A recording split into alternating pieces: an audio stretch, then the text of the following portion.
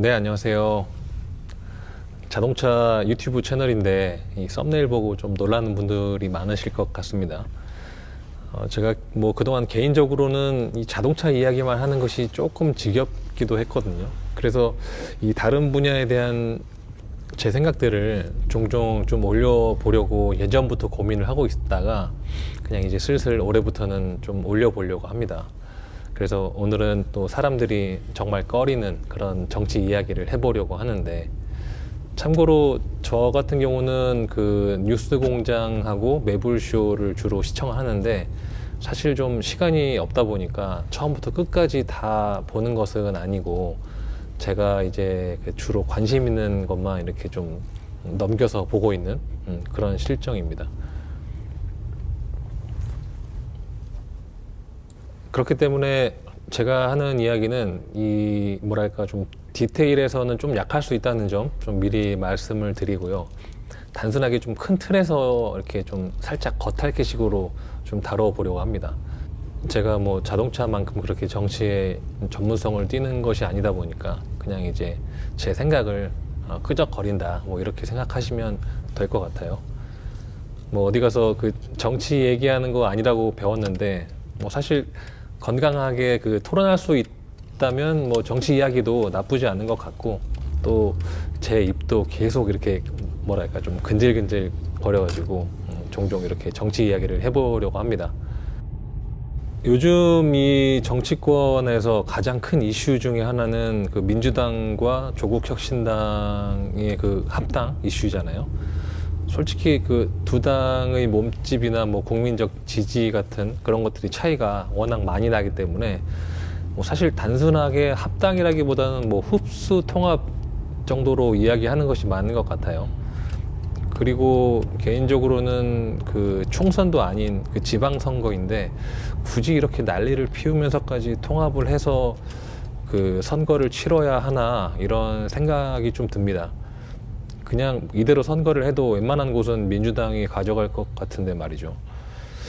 뭐 근데 하지만 또 한편으로 봤을 때는 물 들어올 때 노 저으라고, 저 반대편에 있는 당이 힘을 못 쓰고 있을 때 조국혁신당하고 힘을 합쳐가지고 이방 지방선거를 정말 조금이라도 더 가져와서 그 완승이라고 부를 수 있을 만큼의 그 결과를 낸다고 하면, 또 그 기세를 그 나중에 총선까지 이어가려고 한다는 어떤 그런 의미에서는 어느 정도는 명분이 있는 것 같긴 합니다만, 솔직히 그 비례대표 열 몇 명 있는 조국혁신당이 얼마나 도움이 될지는 잘 모르겠습니다. 아무튼 뭐 그 민주당 국회의원 중에서는 합당을 반대하는 사람이 꽤 많은 것 같죠. 그 중에서도 이제 강하게 반대 의견을 피력하시는 분들이 좀 몇 분 계신데, 대표적으로 그 이현주 의원님이나 한준호 의원님 정도 될 것 같아요.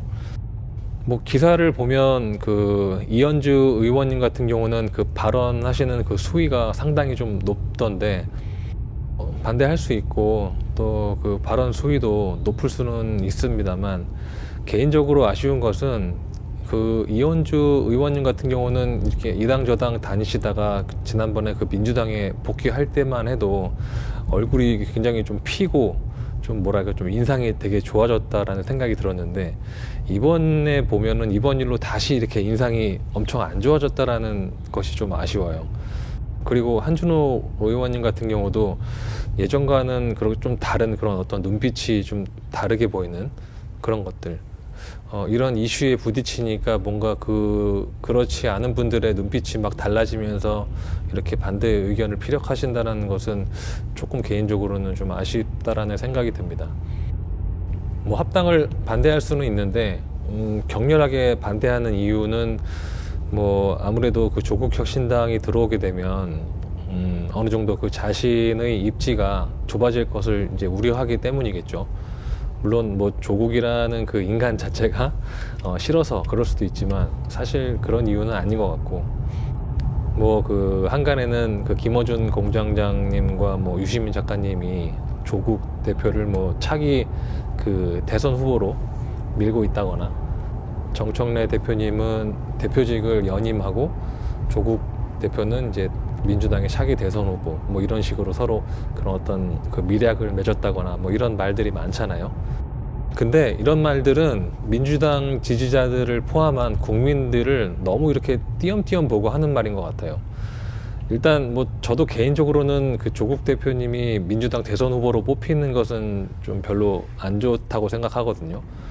물론 그 조국 대표님이 예전에 그 가장으로서 그리고 또 아빠로서 겪은 일들은 저도 이제 가족이 있고 또 딸을 키우는 입장이다 보니까 그런 것을 생각했을 때 너무 뭐랄까 좀 가슴 아프게 생각하지만 이 대선 후보가 된다는 것은 조금 다른 이야기잖아요.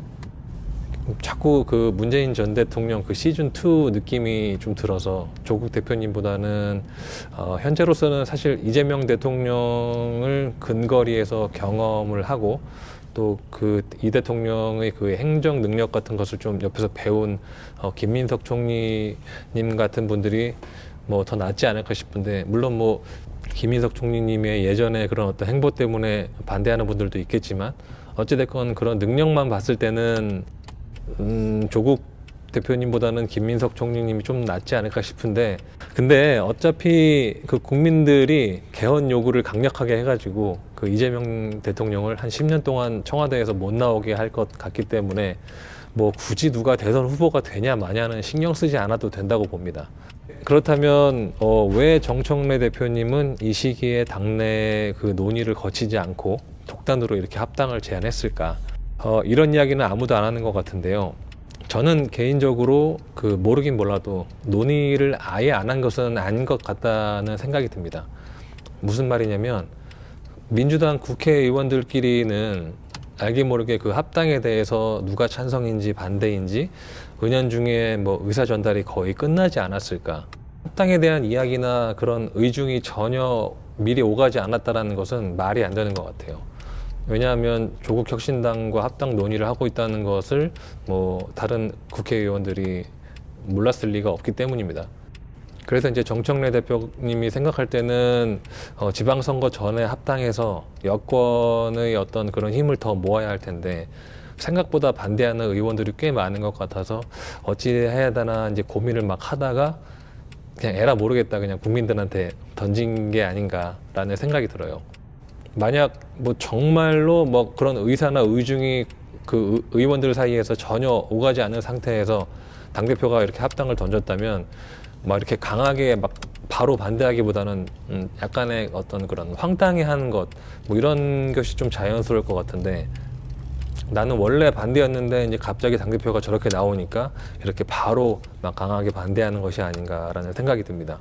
정청래 대표님의 그 예전 행보를 생각해 봤을 때 그 개인적인 그 이익을 위해서 이런 것 같지는 않고, 이렇게 말하면 좀 정청래 대표님에 대한 어떤 그런 예의는 아닌 것 같은데 단순하게 어떤 그런 성격 혹은 자질의 문제가 아닌가 싶어요. 이렇게 일이 커져버려서 몇 달 남지도 않은 선거 전에 합당이 안 될 수도 있고, 그렇게 되면 괜히 이재명 대통령한테 힘도 못 되고, 그리고 뭐 앞서 이야기했듯이 굳이 합당 안 해도 국민들이 알아서 잘 판단해서 선거는 이길 것 같기 때문에 이렇게 일을 만든 것은 뭐 저도 이제 바람직하지 않다고 생각합니다. 가만 보면 이 민주당 국회의원들은 아직까지도 그 본인들이 국민보다 좀 더 훌륭하고 더 똑똑한 줄 아는 것 같아요. 솔직히 까놓고 말해서 민주당이 뭐 병맛짓 하는 것은 어제 오늘 일도 아니고, 아주 예전으로 돌아가면 그 김대중 그 전 대통령이나 뭐 이해찬 전 대표님 같은 그런 몇 안 되는 진짜로 훌륭한 분들이 민주당을 이렇게 멱살 잡고 막 하드캐리 해온 것을 그 이재명 전 그 당대표가 뭐랄까 그 활용점정을 딱 함으로써 그 지금의 그런 민주당이 있는 것인데, 그 반열에 끼지도 못하는 소위 말하는 그 일개 의원들이 그 좁은 국회의사당 안에서 머리를 굴려봐야 이 국민의 집단 지성에 미치지 못한다는 사실을 아직도 모르는 것 같아요. 결론적으로 합당이 돼도 다른 문제가 계속 그 당내에서 생길 것이고, 또 합당이 안 되면 진짜 그 대통령에게 도움이 1도 안 되는 그런 생쇼를 한 것이기 때문에 뭐 어떻게 결론이 나든 간에 둘 다 이재명 대통령에게는 도움이 안 될 것 같아요. 그래서 뭐 개인적으로는 정청래 대표님을 지지를 하지만 이번 그런 사건은 좀 실수를 하신 것 같습니다. 늘 보면 이 국회의원들이 이렇게 그냥 자기들 이익에 맞춰서 이렇게 일을 저질러 놓으면 또 국민들이 힘들게 뒷수습하고 이런 것들이 계속 반복이 되는 것 같은데 모쪼록 이번 이런 사태가 잘 이렇게 봉합이 되어 가지고 조금이나마 이 대통령에게 좀 도움이 되는 쪽으로 흘러갔으면 좋겠다라는 생각을 합니다. 네, 그럼 첫 번째 정치 이야기는 이 정도로 간단히 좀 마무리를 해보도록 하겠습니다. 뜬금없는 이 뜬금포 정치 이야기 들어주셔서 감사하고 또 다음 영상에서 뵙도록 하겠습니다. 감사합니다.